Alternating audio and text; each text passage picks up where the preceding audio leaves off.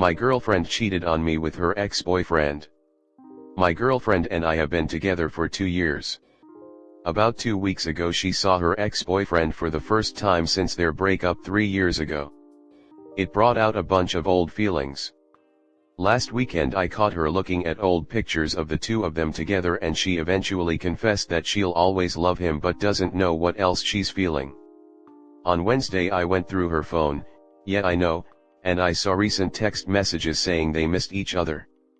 He invited her to his place but she said, "I can't, we both know where that's going to lead." I was hurt and angry.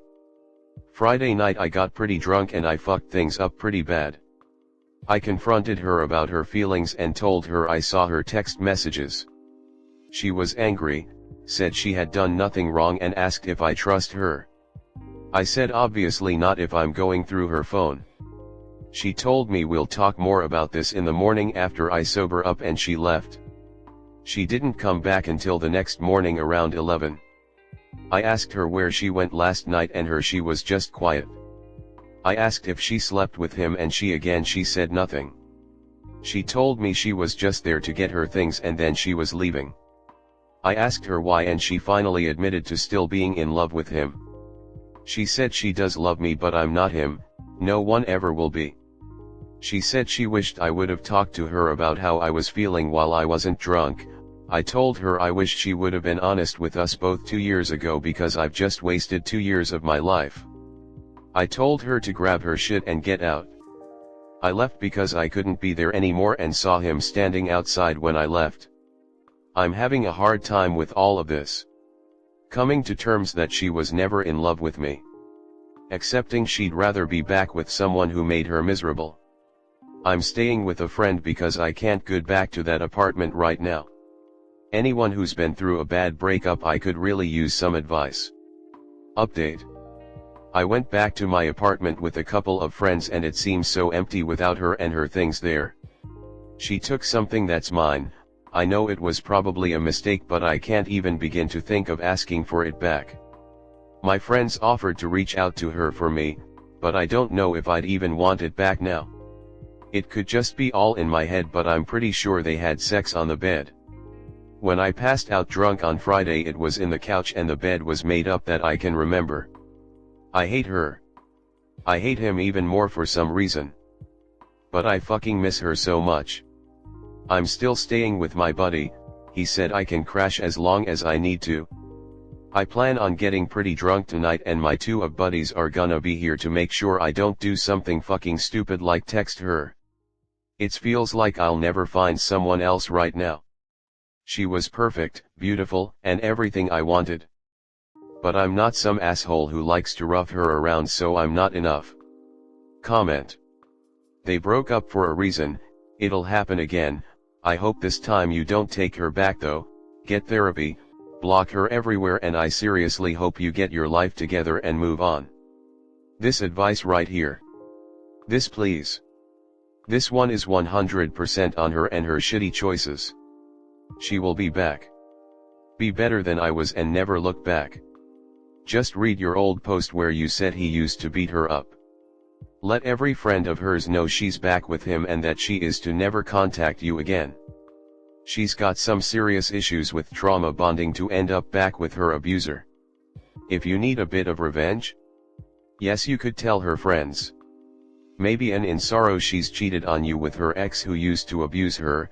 Best of luck to all, hope you all will be there for her when she needs it since you no longer can message to all her friends/family. Yeah, why did they break up the first time? That reason is probably not going away, so be prepared down the line when she contacts you again about the big mistake she made and how she wants to try again.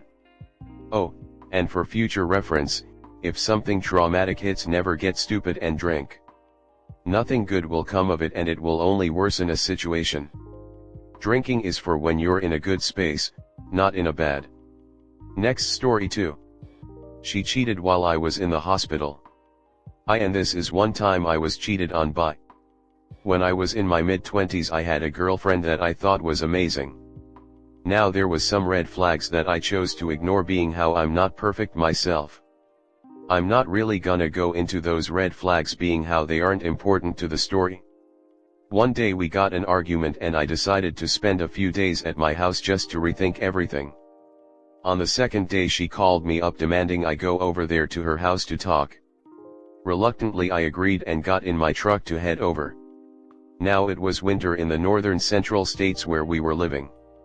My truck hit some black ice and slid into the ditch, causing it to flip multiple times. I do have pictures of the truck after the crash. If anyone's interested, I can find a way to post them. While I was in the hospital she was blowing up my phone. I was unaware of this being on my phone was in the truck somewhere.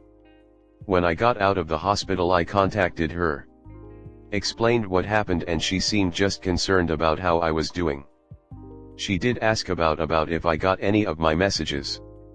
Which I told her the truth, that I lost my phone in the crash and had no clue where it was or what happened to it. She sounded relieved. I just assumed she might have said some things out of anger that I never showed up. Wow, was I wrong. It was 3 days before I got access to my truck.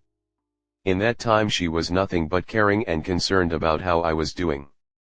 Honestly, it was the nicest I have ever seen her. After seeing that side I thought she could be the one. I seen how old our old arguments were over just petty things, but this was the real her. At least until I finally got to my wrecked truck and was able to find my phone. Once I charged my phone I got all her messages. Including the ones where, since I was too good to show up, she was going to call a real man that would. Plus the messages of everything she did with said real man. I think she missed her calling as an author, being how she left nothing to the imagination. When I confronted her about this you would think she'd apologize. Instead she only apologized that it happened while I was in the hospital. But refused to acknowledge she did anything wrong. We've since split up, obviously. My sisters still remain friends with her. I remain friends with her on FB and enjoy little updates about her abusive husband. How CPS took her children. Her drug problems. As for me, this is not my worst relationship. I've had ones before and after that I've been as bad if not worse. I'm in my mid-30s now, I no longer choose to date. I do still hold women in high regards. My choice not to date anymore does not mean I have anything against women.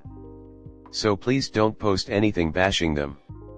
I just happen to be drawn to some really bad ones, just like some women are drawn to terrible men. This should not be used against the rest. Comment. Wow. You have had some bad luck in the romance department.